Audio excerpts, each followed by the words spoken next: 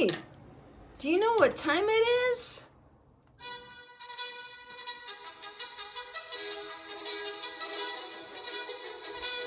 Ah, that's right. Welcome to Coach Lyndi's Prodcast, the podcast to get you moving. Hi, I'm Lyndi Hutchinson. I am a certified life mastery consultant with the Brave Thinking Institute, and it's my privilege to be with you today. I do teach a proven, reliable, repeatable method of transformation. And today we're going to talk about a few things that might interest and certainly inform and hopefully inspire you to create a life that you love. What do we have this week? This is episode 5. Woo-hoo-hoo. Today, in our books for Smarty Pants, we have Man's Search for Meaning, Dr. Viktor Frankl. And this is a classic. Most people have this in their library. It is an amazing piece of work. If you are not familiar with it, as you can tell, it's not a very big book. It's actually pretty small, but some background on the good doctor.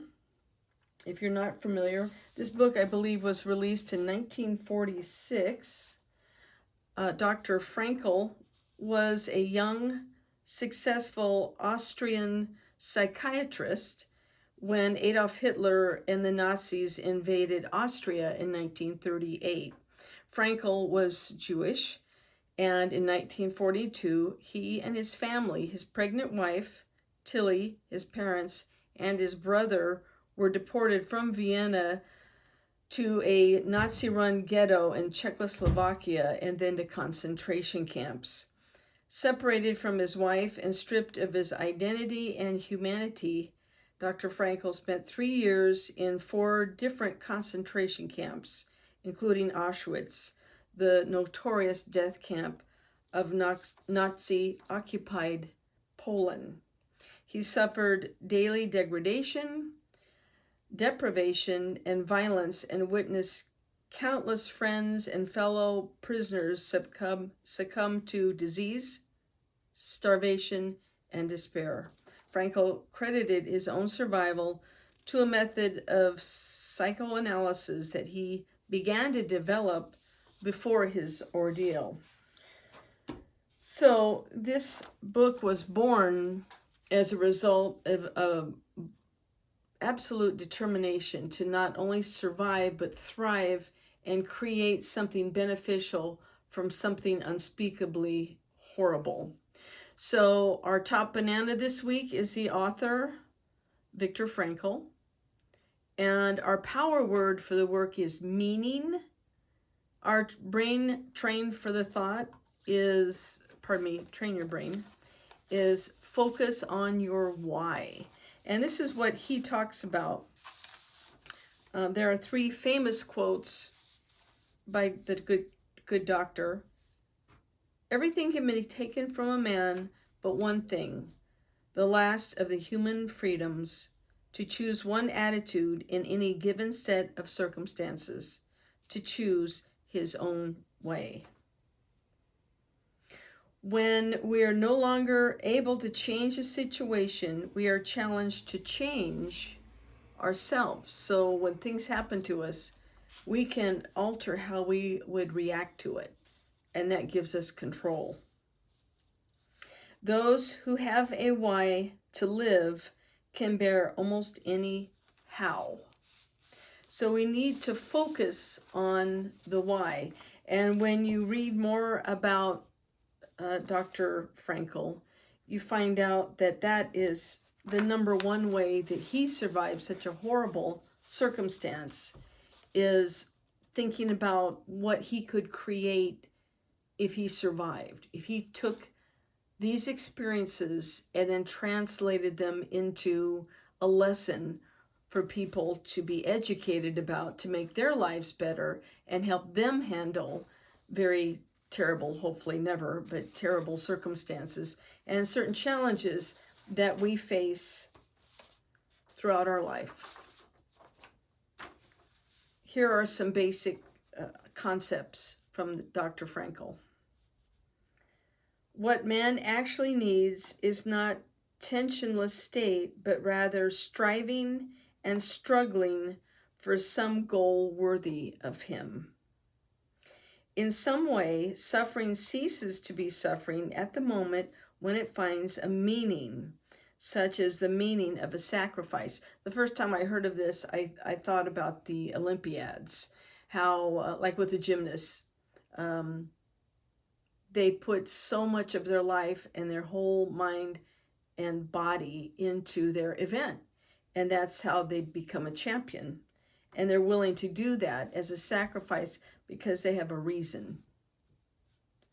Everything can be taken from a man but one thing, the last of the human freedoms, to choose one's attitude in any given set of circumstances, to choose one's own way. So a person can rob you of everything, which is exactly what happened to him.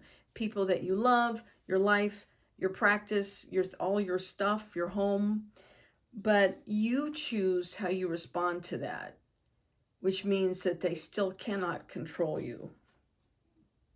No man should judge unless he asks himself in absolute honesty whether in a similar situation if he might not have done the same. This is very telling, and it's very human, because it's easy to say, oh, well, I would have done this or I would have done that. And it's like, really?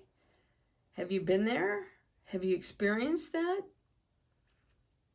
It's easy to judge. It's easy to judge other people. But we need to think about, have we really walked a mile in those person's shoes? Have we really been there? And usually the answer is absolutely no. So in our judgment of others, we need to temper that with the fact is, you weren't there. It wasn't you. And that doesn't mean that bad things are okay by any stretch. But it's just very easy to pronounce judgment on someone else. So we want to be aware. Be careful with that.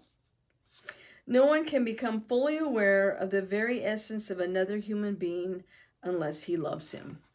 So Dr. Frankl produced an amazing work, and he did, when you read about his life, which I encourage you to do when you have a chance, truly amazing. Viktor Frankl, the doctor, the good doctor who went on to do really amazing things. He could have sat and sulked into self-pity. He lost his pregnant wife, his parents, his brother. He refused to feel sorry for himself, but he went on and accomplished much, and his books has been read and is treasured by millions and millions of people. If you don't have it, get it, read it, and again, you can probably listen to it for free on YouTube. I'm not sure, but I think so. So,